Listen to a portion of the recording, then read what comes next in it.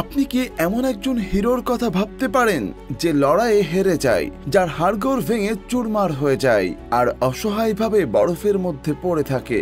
না, আমি কোনো সাধারণ হিরোর কথা বলছি না, আমি বলছি সুপারম্যানের কথা।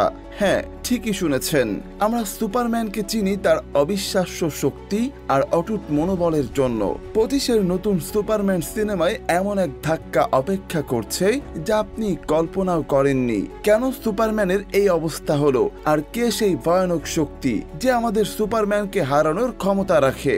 চলুন আজ সেই রহস্যের গভীরে যাওয়া যাক। গল্পের শুরুটা বহু বছর আগে, প্রায় 3 শতাব্দী আগে পৃথিবীতে এসেছিল মেটা হিউম্যানরা, আর তাদের অবিশ্বাস্য ক্ষমতার কাহিনী থেকেই জন্ম নিয়েছিল দেবতা আর দানবের নানা কিংবদন্তি। সময়ের চাকা ঘুরে আজ থেকে প্রায় 3 দশক আগে একটা ভাঙাচোরা গ্রহ থেকে একটা ছোট্ট মহাকাশযান এসে আশ্রে পড়েছিল পৃথিবীর বুকে। স্মলভিলের এক সাধারণ কৃষক দম্পতির সবুজ উঠোনে। সেই মহাকাশযানের ভেতরে ছিল একটা বাচ্চা ছেলে যে আজ বড় হয়েছে, আর মাত্র 3 বছর হলো পৃথিবীর মানুষ তাকে চেনে সুপারম্যান নামে, পৃথিবীর সবচেয়ে শক্তিশালী এবং একমাত্র ভরসা। তবে সিনেমার আসল গল্পটা শুরু হয় আরো কাছ থেকে, মাত্র 3 সপ্তাহ আগের একটা ঘটনা দিয়ে।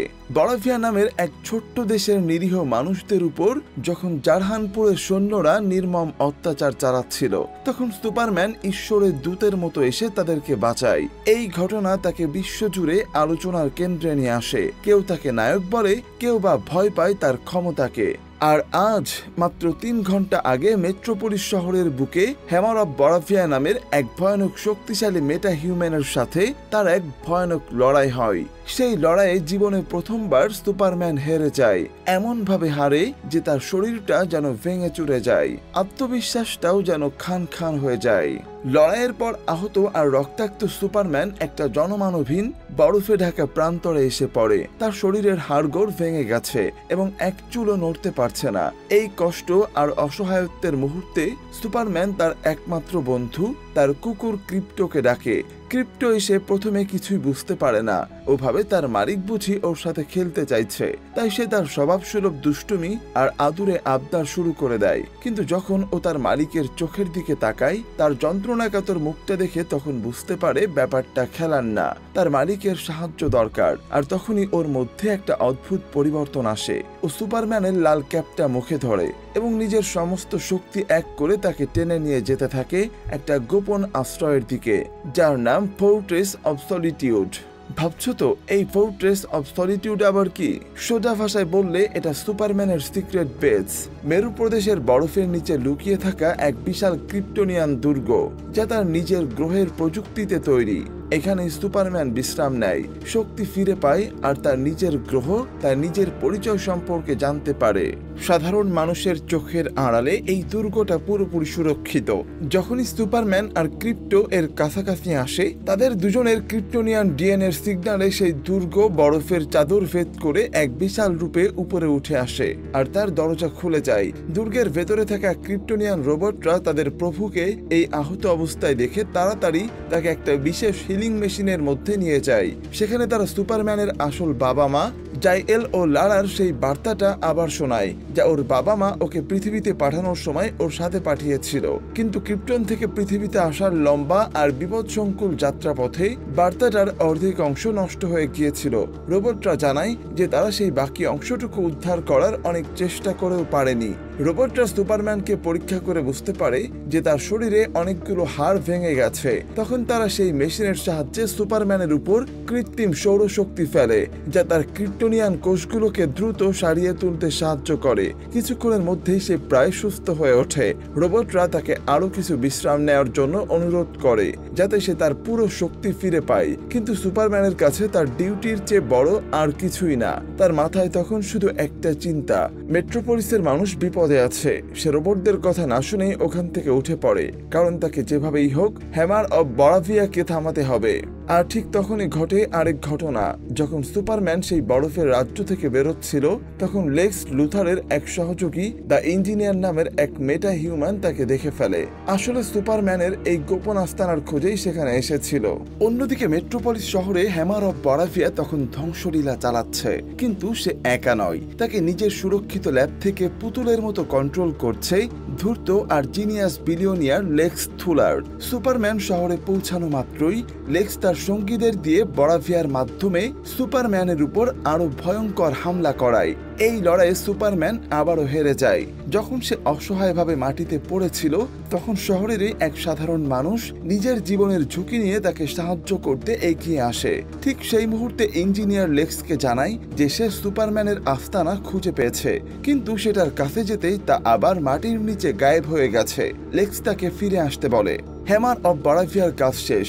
সে মেট্রোপলিস থেকে সোজা উড়ে গিয়ে লেক্সের একটা গোপন ঘাঁটিতে ঢোকে। সেখানে থাকা একটা পোর্টালের মাধ্যমে সে এক পকেট ডাইমেনশনের ভেতর দিয়ে সরাসরি লেক্সের অফিসে তার সামনে এসে হাজির হয়। তারপর সে তার স্যুটটা খোলে, আর আমরা জানতে পারি যে এই ভয়ানক মেটা হিউম্যানটা আসলে লেক্সেরই তৈরি, যার আসল পরিচয় আল্ট্রাম্যান। পরের দিন সকালে ক্লার্ক কেন্ট অর্থাৎ আমাদের সুপারম্যান তার চশমা পরা সাধারণ পরিচয়ে তার কাজের জায়গা ডেইলি প্ল্যান্টে যায়। হ্যামার অফ বরাভিয়ার ব্যাপারে তার লেখা আর্টিকেলটা সেদিন খবরের কাগজের প্রথম পাতায় ছাপা হয়েছে, যা দেখে সে খুবই খুশি হয়। তার মা মার্থা ফোন করে ছেলের জন্য গর্ব প্রকাশ করেন। অফিসে আমরা তার সহকর্মী তুখোর রিপোর্টার লেইস লেন এবং তরুণ ফটোগ্রাফার জিমি ওয়েলসেনকেও দেখি, যারা ক্লার্কের কাজের প্রশংসা করে। এরই মধ্যে তারা টেলিভিশনের খবরে দেখে যে বরাভিয়ার প্রেসিডেন্ট এই হামলার ব্যাপারে কিছুই জানতেন না বলে জানিয়েছেন। আর অন্যদিকে পেন্টাগনে লেক্স থুলার আমেরিকার নিরাপত্তা টিমের সাথে একটা জরুরি মিটিং করছে। সেখানে সে তার নিজের তৈরি করা মেটা হিউম্যান, আল্ট্রাম্যান আর ইঞ্জিনিয়ারের কথা সবাইকে জানায়। সাথে সে তার নিজের বানানো রোবট আর্মি, যার নাম দিয়েছে প্ল্যানেট ওয়াচ, সেটার কথাও বলে। লেক্স খুব ঠান্ডা মাথায় বোঝানোর চেষ্টা করে যে সুপারম্যান একজন এলিয়েন এবং সে যে কোনো মুহূর্তেই পৃথিবীর জন্য এক বিশাল বিপদ হয়ে উঠতে পারে। কিন্তু সেখানে উপস্থিত ব্রিক ফ্লাক সহ বাকিরা তার কথায় পাত্তাই দেয় না, কারণ তাদের চোখে দেখে সুপারম্যান তো বরাবরই একজন নায়ক যে নিঃস্বার্থভাবে মানুষকে বাঁচিয়েছে। পরে লোইস তার বাড়িতে ফিরে ক্লার্ককে দেখতে পায়। আসলে তারা দুজন একে অপরকে ভালোবাসে, আর লোইস ক্লার্কের সুপারম্যান পরিচয়টা জানে। লোইস সুপারম্যান হিসাবে ক্লার্কের একটা ইন্টারভিউ নেয়। সেখানে সে প্রশ্ন করে, তুমি কেন কোনো দেশের পারমিশন না নিয়ে তাদের ভেতরের ব্যাপারে নাক গলাচ্ছ? উত্তরে সুপারম্যান জোর দিয়ে বলে, বিপদে পড়া মানুষকে বাঁচানোর জন্য আমার কারো পারমিশনের দরকার নেই। সে আরো বলে, আমি কোনো নির্দিষ্ট দেশের প্রতিনিধি নই, আমি পুরো মানব জাতির রক্ষক। আমার ক্রিপ্টোনিয়ান বাবা মা আমাকে পৃথিবীতে পাঠিয়েছে এখানকার মানুষকে বাঁচানোর জন্য, আর আমি সেটাই করছি এবং করেই যাব। তাদের এই তর্কের মধ্য দিয়ে আমরা সুপারম্যানের ভেতরের একাকিত্ব আর তার বিশাল দায়িত্বের বোঝাটা বুঝতে পারি। এই ঘটনার পরই লেক্স তার দলবল নিয়ে ফোর্ট্রেস অফ সলিটিউডের কাছে পৌঁছায়। এখন যদি ভাবো লেক্স তো পৃথিবীর মানুষ, তাহলে তার জন্য দুর্গের দরজা খুলল কি করে? এর উত্তর আমরা সিনেমার শেষে গিয়ে জানতে পারবো। লেক্স ভেতরে ঢোকা মাত্রই আল্ট্রাম্যান আর ইঞ্জিনিয়ার সেখানকার সমস্ত ক্রিপ্টোনিয়ান রোবটকে ধ্বংস করে দেয়, আর বেচারা ক্রিপ্টোকে বন্দি করে ফেলে।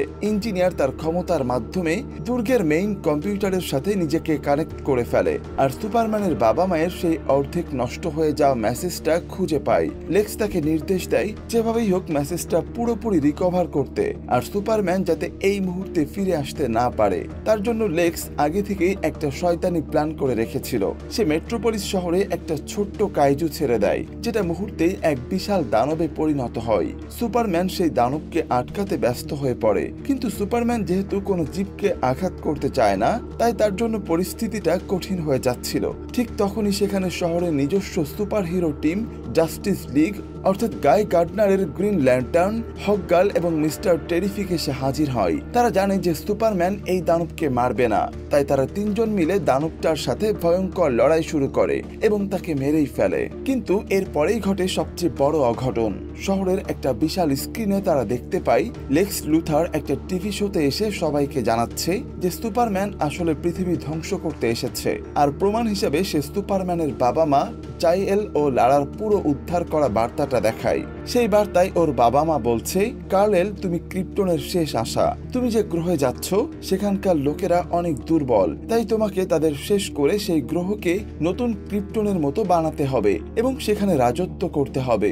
এই কথা শোনার পর সেখানে উপস্থিত সবাই, এমনকি ছোট্ট শিশুরাও সুপারম্যানের বিরুদ্ধে চলে যায়। যে মানুষটাকে তারা এতক্ষণ হিরো বলে চিৎকার করছিল, সেই মানুষটাকেই তারা এখন ভয় আর ঘৃণার চোখে দেখে। এই দৃশ্য দেখে সুপারম্যানের ভেতরটা যেন ভেঙে চুরমার হয়ে যায়। তার নিজের অস্তিত্ব নিয়ে সে কনফিউজড হয়ে পড়ে। ওই পাশের একটা বিল্ডিং এর ছাদে এসে সে কান্নায় ভেঙে পড়ে। সেখানে জাস্টিস লীগের সদস্যরা এসে তাকে জিজ্ঞেস করে, তুমি কি সত্যি সবাইকে মেরে ফেলতে এসেছো?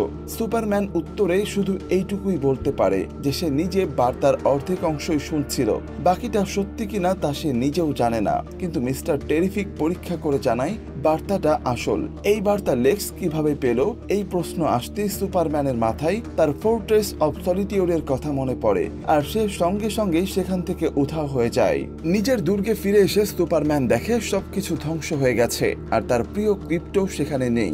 রাগে, দুঃখে আর অভিমানে ও সোজা লেক্সের অফিসে যায় এবং তাকে আর কুকুরের ব্যাপারে জিজ্ঞেস করে। লেক্স তখন লাইভ টিভিতে ছিল, আর এই সুযোগে সে সুপারম্যানকে আরো অপমান করে বলে, আমি কোনো কুকুরের ব্যাপারে জানি না, বিশেষ করে এমন কুকুর যে লাল ক্যাপ পরে আকাশে উঠতে পারে।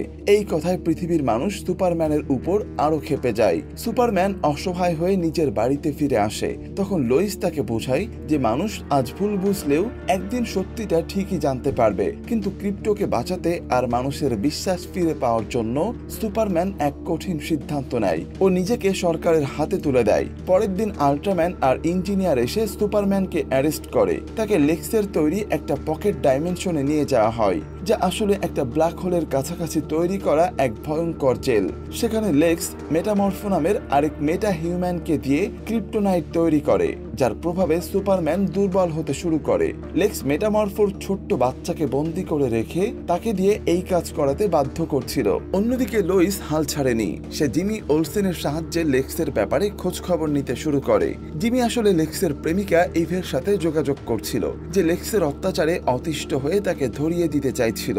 ইভের মাধ্যমেই লোইস জানতে পারে যে সুপারম্যানকে কোথায় রাখা হয়েছে।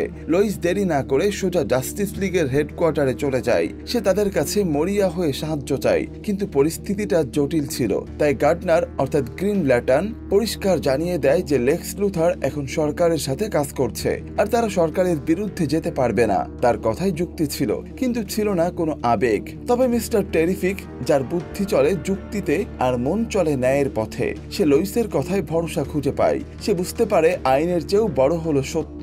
তাই সে গাই গার্ডনারের অমত সত্ত্বেও লোইসকে সাহায্য করার সিদ্ধান্ত নেয়। অন্যদিকে সেই অন্ধকার পকেট ডাইমেনশনে সুপারম্যানের অবস্থা তখন খুবই শোচনীয়। ক্রিপ্টোনাইটের সবুজ আভা তার শরীর থেকে সব শক্তি শুষে নিচ্ছে। তাকে মানসিকভাবে ভেঙে দেওয়ার জন্য লেক্স এক ভয়ঙ্কর চাল চালে। সে সেই সাধারণ মানুষটাকে ধরে নিয়ে আসে, যে মেট্রোপলিসে সুপারম্যানকে সাহায্য করতে এগিয়ে এসেছিল। লেক্স সুপারম্যানকে তার পৃথিবীর আপনজনদের সম্পর্কে তথ্য দেওয়ার জন্য চাপ দেয়, আর সে রাজি না হয় তার চোখের সামনেই সেই নিরীহ মানুষটিকে সে ঠান্ডা মাথায় খুন করে ফেলে। এই দৃশ্য দেখে সুপারম্যানের ভেতরটা হাহাকার করে ওঠে। ও শক্তিহীন, অসহায়।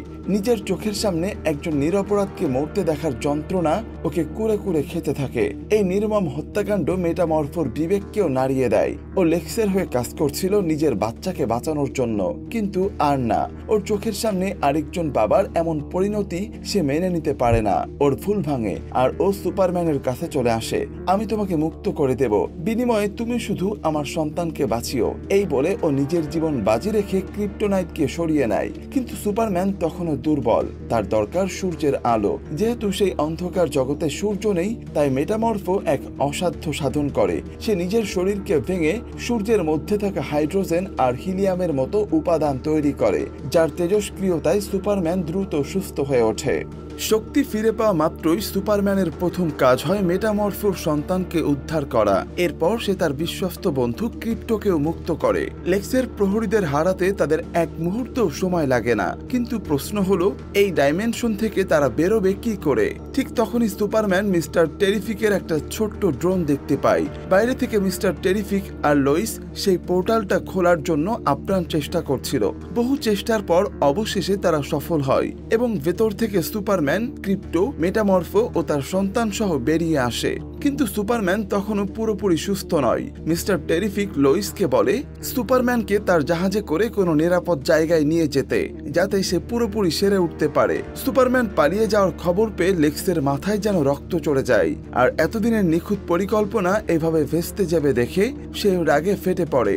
আর ঠিক এই সময় লেক্সের প্রেমিকা ইভ, যে এতদিন ভয়ে তার সাথে ছিল, সে তার ফাইনাল চালটা চালে। সে লেক্সের ল্যাবের সমস্ত গোপন তথ্য, বরাভিয়ার সাথে তার অস্ত্রের চুক্তি, সেখানকার প্রেসিডেন্টের সাথে তার আদাত, সবকিছু সেলফির আড়ালে লুকিয়ে জিমি ওলসেনকে পাঠিয়ে দেয়। জিমি সেই তথ্যগুলো লোইসকে পাঠায়, আর মুহূর্তেই লেক্সের পুরো ষড়যন্ত্রের জালটা তাদের সামনে পরিষ্কার হয়ে যায়। নিজের হার মেনে নিতে না পেরে লেক্স তার শেষ এবং সবচেয়ে ভয়ঙ্কর অস্ত্রটা ব্যবহার করে। সে পকেট ডাইমেনশনের সেই ব্ল্যাক হোলের মুখটা সরাসরি মেট্রোপলিস শহরের উপরে খুলে দেয়। আকাশ ছিঁড়ে যেতে শুরু করে। শহরের বড় বড় বিল্ডিংগুলো যেন স্প্যাগটির মতো বেঁকে চুড়ে সেই ব্ল্যাক হোলের দিকে টানতে থাকে। পৃথিবী ধ্বংসের মুখে এসে দাঁড়ায়। অন্যদিকে স্মলফিলের শান্ত সবুজ পরিবেশ, ক্লার্ক কেন্ট তার বাড়ির উঠোনে ভোরের সূর্যের আলো গায়ে মেখে ধীরে ধীরে তার পুরো শক্তি ফিরে পাচ্ছিল। তার বাবা জোনাথন কেন্টও ওর পাশে এসে বসেন।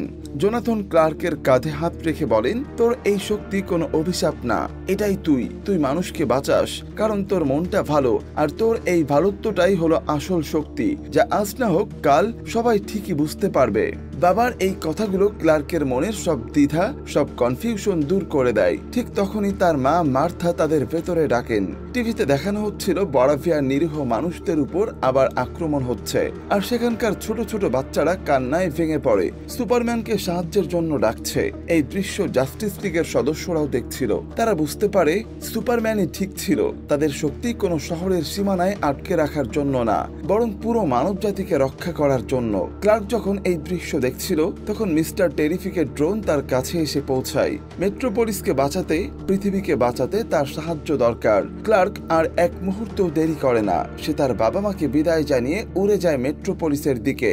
শহরে ফিরে এসে সুপারম্যান এক নতুন রূপে হাজির হয়। সে শুধু ধ্বংস থামাচ্ছিল না, বরং অবিশ্বাস্য স্পিডে প্রত্যেকটা সাধারণ মানুষকে বাঁচাচ্ছিল। কিন্তু তার পথ আটকে দাঁড়ায় আল্ট্রাম্যান আর ইঞ্জিনিয়ার তার ন্যানোবটস সুপারম্যানের শরীরে ঢুকিয়ে দেয়, যা তার ভেতর থেকে তাকে দুর্বল করে দিচ্ছিল এবং তার হার্ট অকেজো করে তাকে মেরে ফেলার চেষ্টা করছিল। যন্ত্রণা সহ্য করেও সুপারম্যান তাদের দুজনকে নিয়ে সোজা মহাকাশে উড়ে যায় এবং সেখান থেকে আলোর গতিতে পৃথিবীর মাটিতে আছড়ে পড়ে। এই আঘাতে ইঞ্জিনিয়ার গুরুতর আহত হয় এবং তার ন্যানোবটস নিষ্ক্রিয় হয়ে যায়। সুপারম্যান তার শরীর থেকে সেগুলোকে বের করে ফেলে, কিন্তু আল্ট্রাম্যানের কিছুই হয় না। সে সুপারম্যানের সামনে এসে দাঁড়ায় এবং তার মাস্ক খোলে, আর তখনই সুপারম্যান জীবনের সবচেয়ে বড় ধাক্কাটা খায়। আল্ট্রাম্যান দেখতে হুবহু তারই মতো। লেক্স তখন ড্রোনের মাধ্যমে জানায় আল্ট্রাম্যান আসলে সুপারম্যানেরই একটা ক্লোন, যা সে ওর ডিএনএ থেকে তৈরি করেছে। আর এই ক্লোনের ডিএনএ ব্যবহার করেই সে ফোর্ট্রেস অফ সলিটিউডের দরজা খুলতে পেরেছিল। লেক্সের নির্দেশে আল্ট্রাম্যান সুপারম্যানকে নির্মমভাবে পেটাতে শুরু করে। কিছুক্ষণ মার খাওয়ার পর সুপারম্যান বুঝতে পারে যে লেক্স আশেপাশে ড্রোন দিয়ে তাদের দেখছে আর আল্ট্রাম্যানকে কন্ট্রোল করছে। তখন সে তার বিশ্বস্ত বন্ধু ক্রিপ্টোকে ইশারা করে, আর ক্রিপ্টো লেন্সের সমস্ত ড্রোন ধ্বংস করে দেয়। লেক্সের সাথে যোগাযোগ কেটে যেতেই আল্ট্রাম্যান কনফিউজড হয়ে পড়ে। সে জানে না তার কি করা উচিত। এই সুযোগে সুপারম্যান তাকে হারিয়ে সেই বন্ধ হতে থাকা ব্ল্যাক হোলের পোর্টালে ফেলে দেয়। অন্যদিকে জাস্টিস লীগ বরাভিয়ার মানুষদের বাঁচায় এবং হকগাল সেখানকার দুর্নীতিবাজ প্রেসিডেন্টকে উচিত শিক্ষা দেয়। মিস্টার টেরিফিক লেক্সের ল্যাবে গিয়ে সেই ভয়ঙ্কর পোর্টালটা চিরতরে বন্ধ করে দিতে পারে। পৃথিবী আবার শান্ত হয়। টেলিভিশনে লেক্স লুথারের সমস্ত কুকীর্তি ফাঁস হয়ে যায় এবং পুলিশ তাকে তার অফিস থেকে গ্রেপ্তার করে। কিছুদিন পর সুপারম্যান আবার মেট্রোপলিসের মানুষের সামনে আসে এবং লোইস লেনকে একটা ইন্টারভিউ দেয়, যার মাধ্যমে সে মানুষের মনে আবার বিশ্বাস ও ভরসা ফিরিয়ে আনে। সবশেষে আমরা দেখি ফোর্ট্রেস অফ সলিটিউডের মিস্টার টেরিফিকের প্রযুক্তি দিয়ে সারিয়ে তোলা হয়েছে।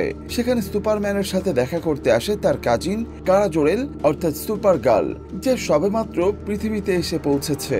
কারা আর ক্রিপ্টোর মধ্যে এক মিষ্টি বন্ধুত্বের মুহূর্ত তৈরি হয়। আর সিনেমার একেবারে শেষ দৃশ্যে আমরা দেখি সুপারম্যান তার সেই বরফের দুর্গে একা বসে তার পৃথিবীর বাবা মায়ের একটা পুরনো ভিডিও দেখছে, আর তার মুখে ফুটে উঠেছে এক শান্তির হাসি। যে হাসি বুঝিয়ে দেয় যে সব ঝড়ঝাপটার পর সে তার সত্যিকারের পরিচয় খুঁজে পেয়েছে। সে ক্রিপ্টনের শেষ সন্তান হতে পারে, কিন্তু সে আসলে এই পৃথিবীর ছেলে, এই পৃথিবীর নায়ক। তো বন্ধুরা, এই ছিল আজকের সিনেমার পুরো গল্প। আশা করি তোমাদের ভালো লেগেছে। কেমন লাগলো তা অবশ্যই কমেন্টে জানিও। আজকের মতো এখানেই বিদায় নিচ্ছি। দেখা হবে নতুন কোনো গল্পে। আল্লাহ হাফেজ।